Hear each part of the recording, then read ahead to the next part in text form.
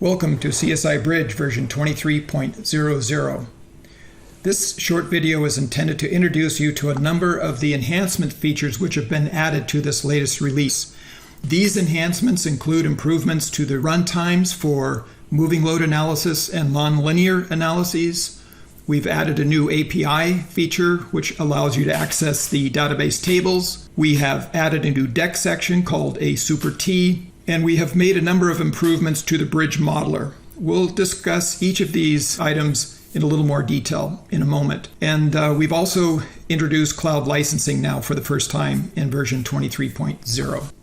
As you may have noticed in some of the most recent releases, we have improved the runtime for moving load analysis.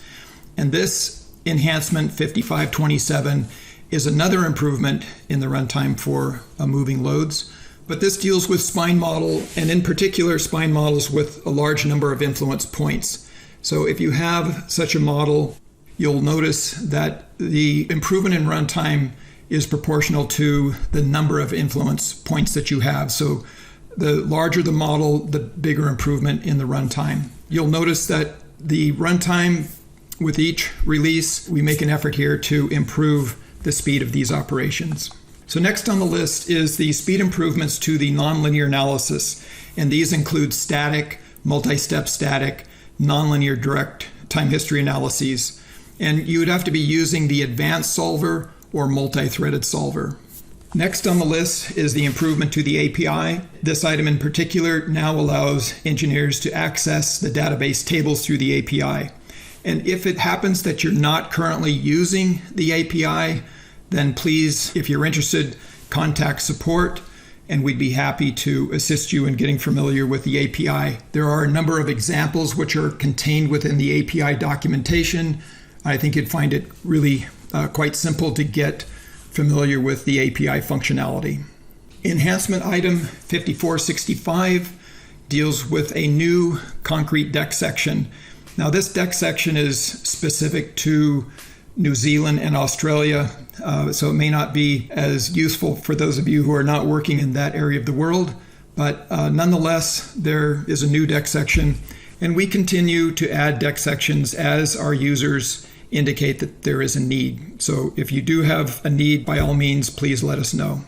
Another recent enhancement that we've made to the bridge modeler is the way now that we allow engineers to input the alignment or layout line. So you'll notice that in this part of the layout line form, the input type allows engineers to choose PI to PI or point of intersection to point of intersection, whereas previously the only option you had was to input the data based on segments. So please have a look. Both segments and point of intersection to point of intersection support the same described alignment. You can describe it either way, but I think you'll find this particular improvement much easier to work with. So for this new deck section, the SuperT, we've also improved how it is that engineers will define the pre-stressing tendon. So that may be not so useful if you're not using the SuperT, but nonetheless, this functionality exists now and just wanted to make you aware of it.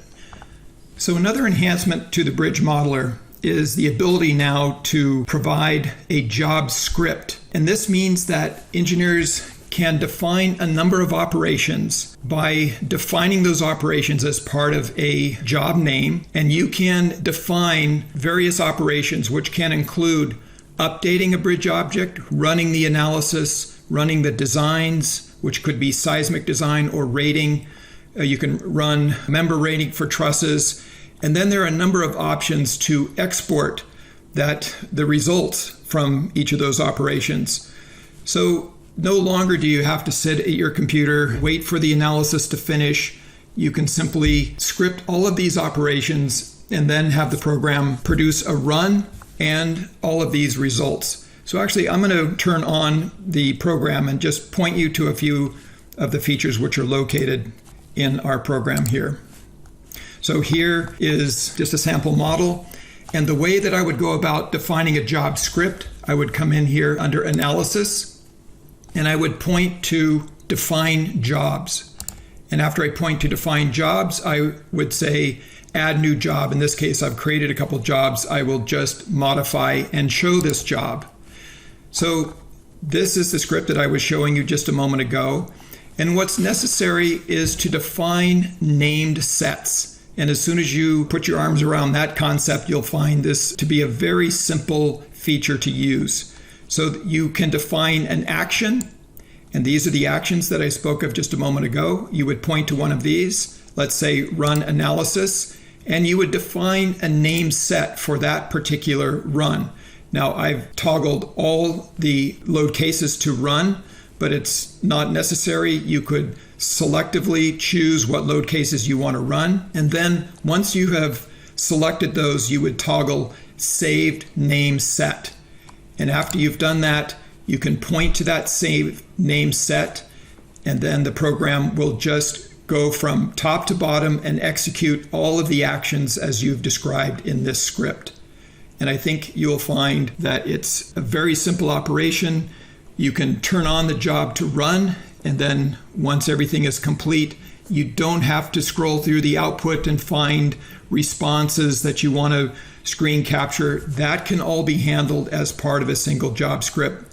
I have talked to a number of engineers that have seen this, and the response has been overwhelmingly positive. So I hope that you find the same. And finally, we have added a cloud licensing feature in the program. Now, this is the first time that we have offered this, and we think that this will be a much improved way for engineers to go about licensing the software, because in the future, cloud licensing will allow you to select between various versions of the program.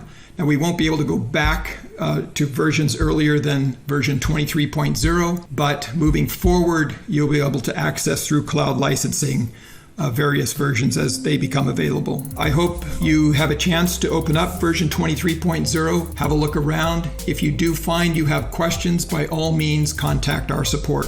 We look forward to talking to you. Thank you very much.